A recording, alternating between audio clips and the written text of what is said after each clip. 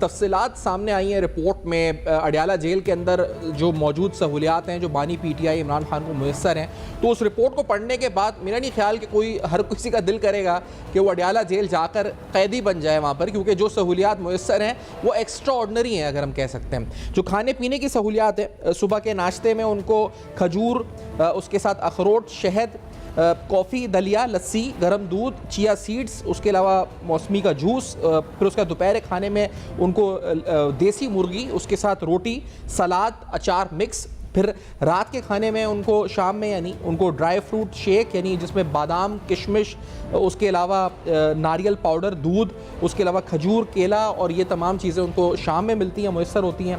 फिर इसी तरह ये सोमवार के दिन का है, मंगल के दिन नाश्ते में यही रूटीन रिपीट होता है, यही मेन्यू रिपीट होता है। दोपहर के खाने में उनको मक्खन वाली दाल मिलती है, रोटी, सलाद, अचार मिक्स और आलू के चिप्स मिलते हैं। उसके साथ रात में, शाम में ड्राई फ्रूट का शेक, खजूर और उसके साथ जो है सेब और मुख्तलिफ फल जो है अशिया मिलते हैं। फिर इसी तरह बुध वाले दिन देसी मुर्गी, रोटी, आलू चिप्स, यानी ये जो उनके खाने का रूटीन है ये हर हाल में एक्स्ट्रॉर्डनरी। तमाम डिटेल्स इस रिपोर्ट में आई हैं, कुछ आपके सामने और रख देते हैं। यानी मिसाल के तौर पे जो उनकी डेली लाइफ है उसके बारे में, the petitioner has access to natural light, fair fresh air and exercise from dawn to dusk. His privacy is also ensured as per jail manual. He is free to move from lockout in the early in the morning to lock up late in the evening. He is free to undertake activities as per his own choice during the whole daytime. उनको जो he has personal clothing, अपने ज़ाती कपड़े हैं, bedding, hygiene kit, shoes and other articles of day to day use.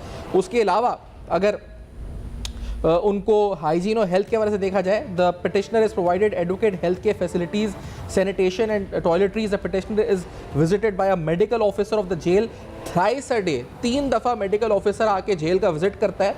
तो medical officer check 3 time meals after they have cooked and before they are serving to the petitioner. खाने से पहले check किया जाता है, मेडिकल ऑफिसर को check करता है, फिर उनको फराम की जाती हैं। Moreover the doctors also check the petitioners visit the meals, also check vitals. These include blood pressure, heart rate and oxygen. The medical officers enter the same in petitioner's medical record that has been properly maintained since his admission to the jail. फिर उसके बाद उनको the petitioner has been eating meals of his own choice since his admission to the jail.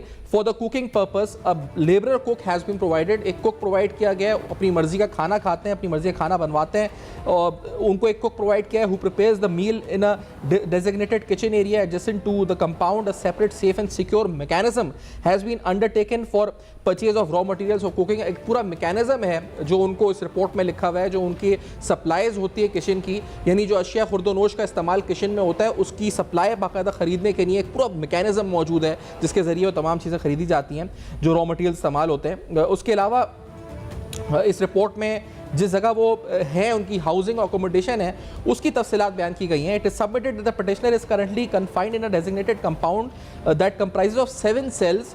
और ये जो उसके आगे corridor है इन फ्रंट ऑफ सेल्स जिसकी मेजरमेंट है 57 inch by 14 which is being used by the petitioner for walk and exercise. यानी वो जो चहलकदमी करते हैं, जो उनका फ्री टाइम होता है, उसके लिए बाकायदा 57 बाय 17 का एक कॉरिडोर है जिसके अंदर वो आराम से खुली फिजा के अंदर वॉक कर सकते हैं। उसके अलावा besides the 7 cells and corridor there is an adjacent lawn measuring 35 to 37 inch. यानी एक लॉन भी फराम किया गया है कि अगर वो बैठना चाहें तो वहाँ बैठ के मुताला कर सकते हैं, चहलकदमी कर सकते हैं। एक कॉरिडोर अलग है, एक लॉन अलग है, एक कुक अलग है। खाने पीने के अंदर खजूर, बादाम, पिस्ते, नाश्ते में शेक, ड्राई फ्रूट का शेक, किशमिशें, उसके अलावा देसी मुर्गी, अंडे। ये बाकायदा ऑनरेबल कोर्ट, ये जो रिपोर्ट आज आई है सामने, डॉक्यूमेंट फैक्ट है जो आज सामने आया है। तो अब ये सिर्फ बातें नहीं है कि इमरान खान को बड़े जेल में मज़े आ रहे हैं। मेरा नहीं ख्याल कि किसी कैदी को ये इस वक्त चीज़ें मुयसर होंगी। जो साबिक वज़ीर आज़म रहे हैं वो तक कह रहे हैं और साबिक सदर भी कह रहे हैं, जो जिनका बयान आपको सुनाऊंगा, कि इनको तो जेल में दूध दिया जा रहा है, हमें ऐसा नहीं किया जाता था। फिर उनको वे द पिटिशनर सिट्स, यानी गार्डन में बैठ के sits and pass his time in reading newspapers, books, sunbasking and other purposes. It is worth mentioning here that keeping in view increasing population trends in Central Jail, as many as 30-35 inmates can be accommodated in the compound where the petitioner is carefully housed. अब ये बड़ी अहम बात है कि तकरीबन जिस जगह पर इमरान खान या इनको रखा गया है उस जगह पर 30 से 35 कैदी आ सकते हैं। उतनी जगह पर, जितनी जगह पर ये मुहित है इनका सेल, 35 कैदी आ सकते हैं जहाँ एक शख्स को रखा गया है और बेहतरीन किस्म की सहूलियात फराम की गई हैं।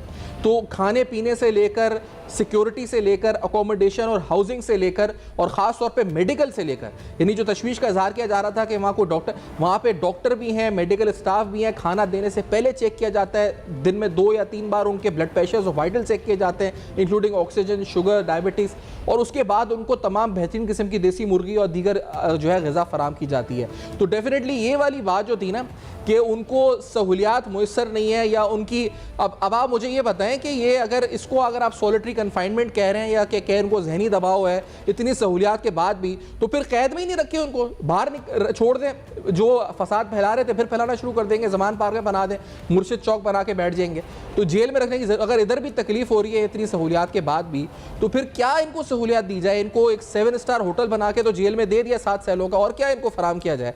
ये समझ से बालातर है। तो ये जो पूरा प्रोपेगेंडा था पिछले 2 या 3 दिन का कि सेहत ख़राब है, और फिर आप इसको पूरी क्रोनोलॉजी देखें कि सेहत ख़राब का ड्रामा रचाया गया कि 80% बीनाई चली गई तो 85% बीनाई चली गई।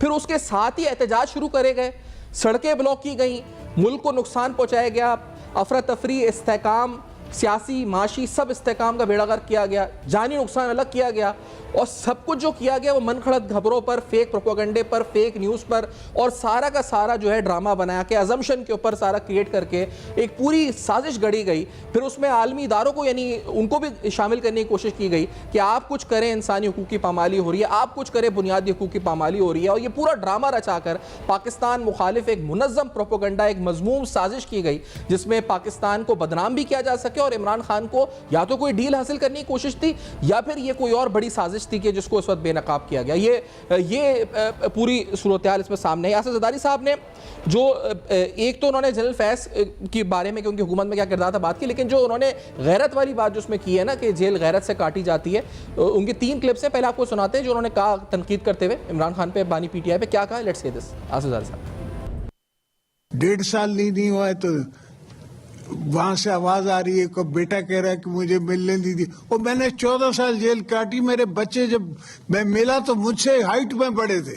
बिलावल जब पहली दफा मेरे पास वापस आया तो वो मेरे से हाइट में बड़ा था, 6 फुट का हो चुका था, और मैंने इतना सा भेजा था। तो ये तो आपने तकलीफें बर्दाश्त करनी है। This is part of life. अगर नहीं तो फिर और कोई आसान काम करो ना, ये काम करना जरूरी है। तो मदर टेरेसा बन जाते, तो क्रिकेट के गॉड बन जाते, तो हर जगह क्रिकेट क्लब्स बनाते, प्राइवेट सेक्टर में बनाते, अदरवाइज बनाते, एक प्रोफेशन को ले लेते। अगर पॉलिटिक्स है तो फिर हर प्रोफेशन उसमें आता है। हमने सुना आसिफ ज़रदारी साहब ने जो स्टेटमेंट दी, ये बड़ी अहम है कि अगर आपको सियासत करनी थी तो फिर सियासत के अंदर ये दूध, शहद, अखरोट और जेल जो काट रहे हैं, और फिर अपने आप को नेल्सन मंडेला, इनके जो इस वक्त फॉलोअर्स हैं वो नेल्सन मंडेला से भी, इनको तो पता नहीं क्या समझते हैं, वो कोई अलग ही मखलूक समझते हैं, महात्मा या क्या कहा जाए, नौज़ुबिल्लाह के वो आसमानी को इनको मखलूक उतरे हुए शख्सियत समझते हैं।